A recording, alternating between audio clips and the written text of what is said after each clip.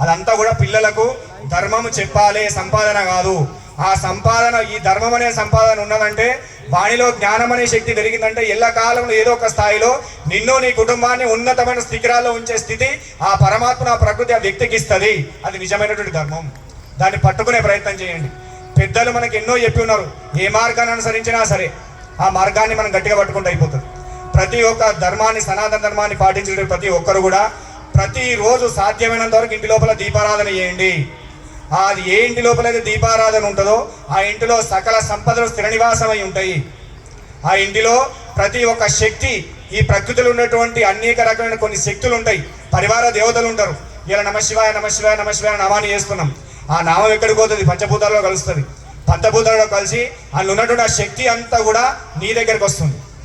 నీ దగ్గరికి వచ్చి నువ్వు ఏదైతే సంకల్పం చేసుకుంటావో ఆ సంకల్పాన్ని తప్పనిసరిగా నెరవేర్చే శక్తి అక్కడ ఉంటుంది.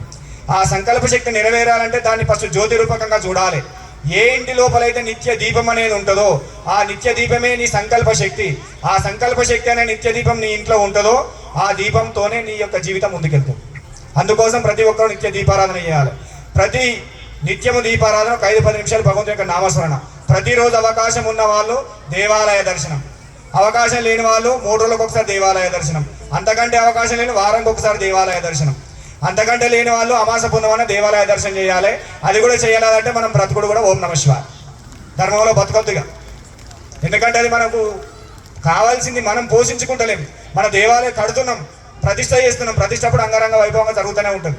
కానీ దేవాలయ ప్రతిష్ట అయిపోయిన దేవాలయాన్ని మనం పట్టించుకోం, ధర్మాన్ని పట్టించుకోం. ఇలా ఆ ధర్మాన్ని నిలబడాలంటే దేవాలయాలు ఉండాలి. దేవాలయాన్ని మనకు సక్రమంగా నడిపించేటువంటి బ్రాహ్మణోత్తములు ఉండాలి. దానికి సంబంధించిన మహాత్ములు ఉండాలి. అవన్నీ ఉన్నప్పుడే మన ధర్మం రక్షించబడుతుంది. ఈరోజు బర్త్డే చేసుకుంటున్నారు. ప్రతిరోజు ప్రతి సంవత్సరం బర్త్డే చేసుకునే సందర్భంలో ప్రతి ఇంటి లోపల ఇప్పుడు అమ్మవారు చెప్పిన ఇంట్లో స్థలాలు లేదు పోతుంటుంది. మన పల్లెటూరులో వచ్చేసింది స్థలాలు లేవు ఇంట్లో చెట్లు పెట్టడానికి అనేది. దేవాలయంలో చెట్టు పెట్టండి. నీ బర్త్డే సందర్భంగా దేవాలయానికి తీసుకెళ్ళి ఒక రాగి చెట్టు, మర్రి చెట్టు, మేడి చెట్టు పెడితే నీ వంశంలో 40 తరాల వాళ్ళు తరిస్తారు. ప్రతి బర్త్డేకు నీ అమ్మాయి అయినా అబ్బాయి అయినా ఎవరైనా సరే ఇంటి లోపల ఎవరు బర్త్డేలు చేసుకుని ఏం చేసుకున్నా కూడా ముఖ్యంగా మనం అంగుళ ఆర్భాటాలకు ఎంతో ఖర్చు పెట్టి కార్యక్రమాలు చేస్తున్నాం. దానికంటే ముందు ఒక మొక్క తెచ్చుకోండి, ఇంటి దగ్గర పెట్టుకోండి. అది బర్త్డే తీసుకుపోయి దేవాలయంలో ఇవ్వండి. లేదా మీ ఇంటి దగ్గర ప్రాంగణంలో ప్లేస్ ఉంటే అక్కడ పెట్టుకోండి. అలా పెడితే ఏంటంటే ప్రకృతి చల్లగా ఉంటుంది. ఆ చెట్టు నుంచి వచ్చేటటువంటి శక్తి నీ కుటుంబాన్ని రక్షిస్తుంది, నీ తరాన్ని రక్షిస్తుంది, నీ జీవితంలో ఉండేటటువంటి నీ యొక్క రాధను ఉన్నత స్థితికి తీసుకెళ్తుంది. అది మన సనాతన ధర్మంలో వృక్షో రక్షిత రక్షిత. ఎక్కడైతే చెట్లు రక్షించబడతాయో అంటే నీ ఇంటి నుంచే మొదలు కావాలి.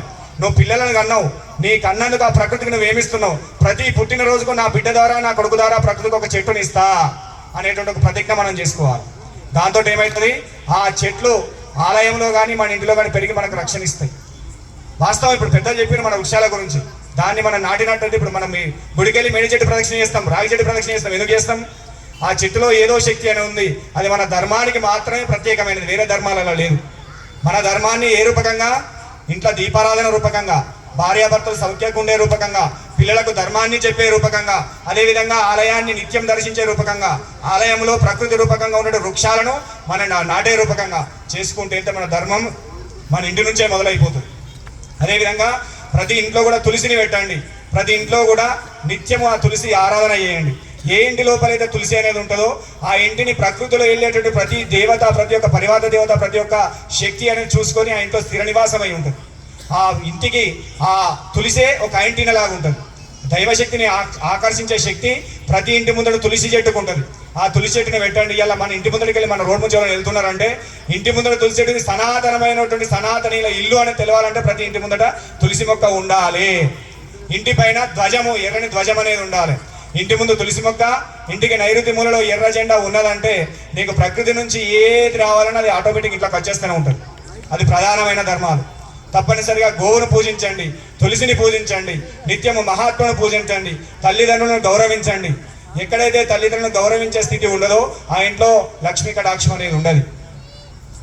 అన్నీ ఉంటాయి కానీ తల్లిదండ్రులను పట్టించుకోం, తీసుకుపోయి ఎక్కువ నేసేస్తాం. అమ్మ నాన్న అనే పిలిచే స్థితి పోయింది ఇప్పుడు. వాళ్ళని ఒక్కసారి ఏ వ్యక్తి అయితే ప్రతిరోజు లేచి తల్లిదండ్రి ముఖం చూసి ఒక్కసారి వాళ్ళ పాద నమస్కారం చేసుకుంటే మీకు ఆ రోజు అన్ని ఐశ్వర్యాలు ఇచ్చేటటువంటి శక్తి ఆ దేవతల ద్వారా వాళ్ళ నుంచే మీకు వస్తుంది. అది తెలుసుకున్నప్పుడే మీ జీవితం ఉన్నత స్థితికి వెళ్తుంది. ఎందుకంటే తల్లిదండ్రులు లేని మనం లేము. ఈ ప్రకృతి నుంచి మనకు రాస్తున్నాం అంటే ఆ రుణం ఎన్ని జన్మల రుణం అంటే ఒక తల్లిదండ్రుల కడుపులు ఇక్కడికి వచ్చి మనం ఇవన్నీ క్రియాలు చేసుకుంటున్నాము. అది రావాలంటే తప్పనిసరి తల్లిదండ్రిని గౌరవించాలి. తల్లిదండ్రికి తగ్గట్టుగా మనం వాళ్ళకి పోషణని మనం అరుచుకోవాలి. అది చాలా ఇంపార్టెంట్. తులసిని పూజించండి, గోమాతను పూజించండి, తల్లిదండ్రిని గౌరవించండి.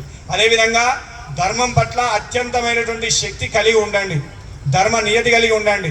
ఎందుకంటే ఇదంతా ఇడిచిపెట్టి వేరే దిక్కు పోతున్నాం.